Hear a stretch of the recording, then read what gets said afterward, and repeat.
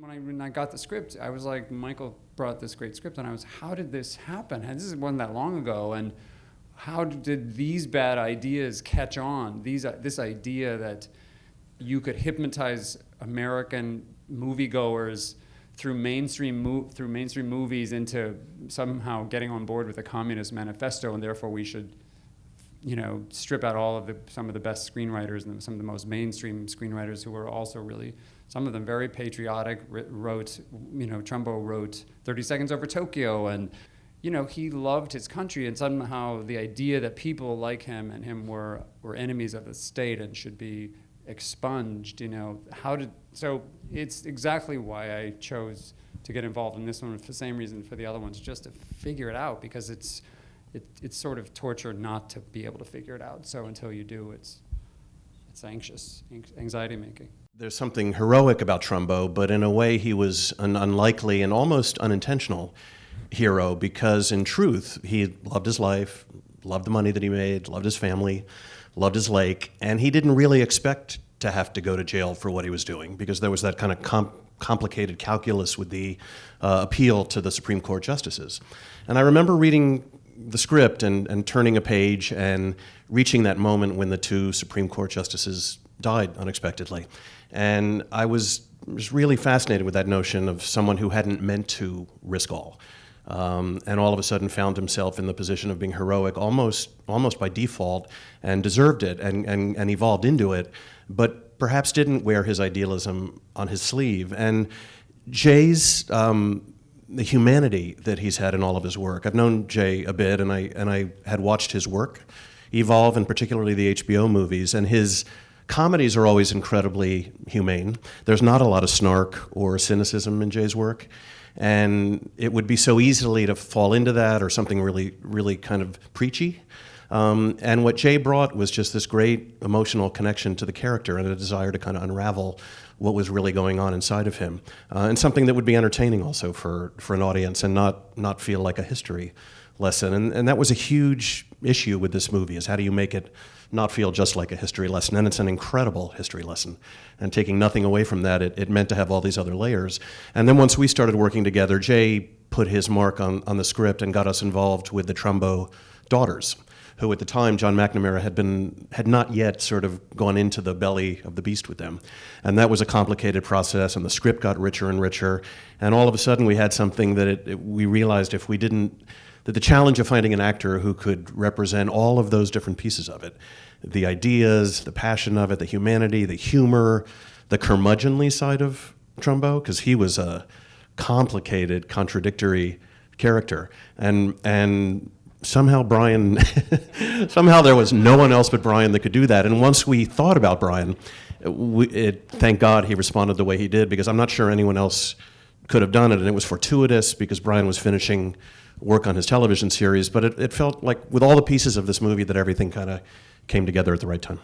Nicola and Mitzi Trumbo, and also Nancy Escher, who was Chris Trumbo's widow, helped tremendously, and they were available to us and offered their opinions on the script, and a lot of their suggestions made it into the final draft. Personally, they were accessible and available and willing and desirable to help us, and I think I just made an appeal to them that I want to see if I can get close to the essence of who your father was.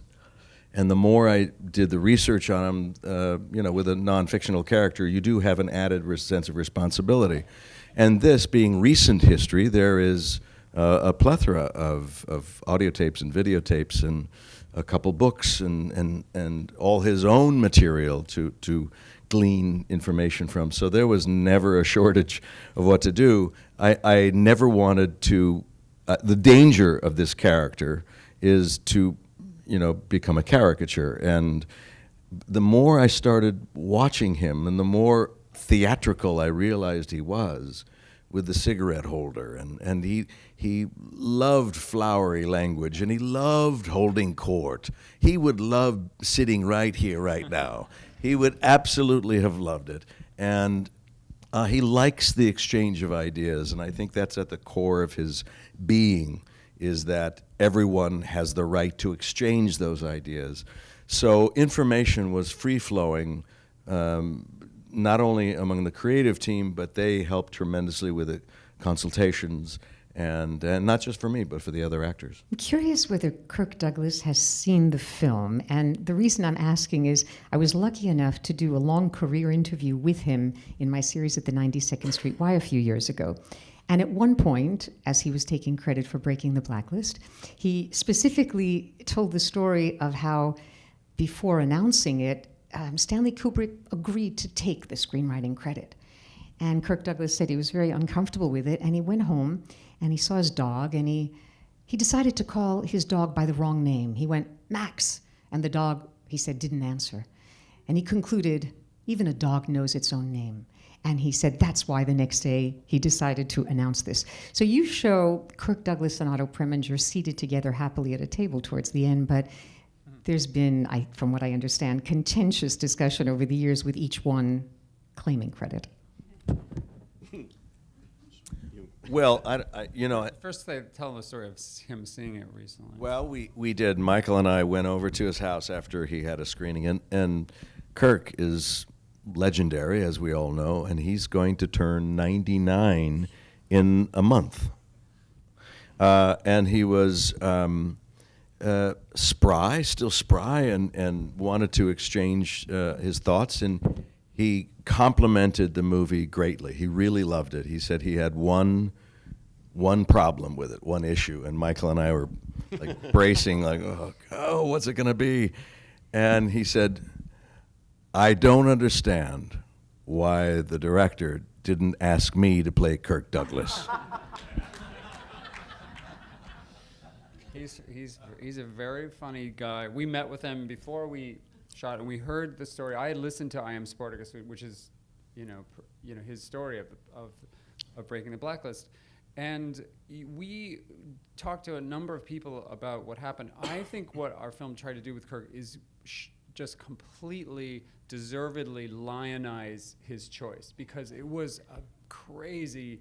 He put all his money into the film. He had fired a director. He didn't get along with Stanley Kubrick. The studio was all over. His production company was at stake. And he says, "Guess what? I'm putting a communist screenwriter on the credits." And he made that choice.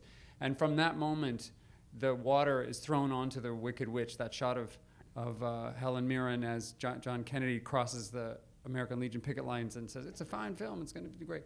That happened that night, and it was Kirk who did that, and it did mark the end. However, there are stories that are also simultaneously going on, namely that Otto Preminger actually did publicize that he was going to put his name on Exodus, though the film came out later. It was announced earlier. And so Kirk was joking with us when he said, "I don't know if I have the ego to share credit with Otto Preminger for this." What I like about Jay the most, he's very sensitive and vulnerable. And he loves to have rehearsals and table reads, but then private rehearsals where we're reading. And I remember one time on Trumbo, we were in New Orleans, and we're reading through and read a passage, and apparently I grimaced at some point. I don't even remember. And he said, "What was that?" And I go, "What?" He goes, "No, you had a reaction to that. I don't even know if you remember this." No. And I said, "I did. It was a little thing that passes, and you have an initial knee-jerk reaction perhaps to something, and let it go."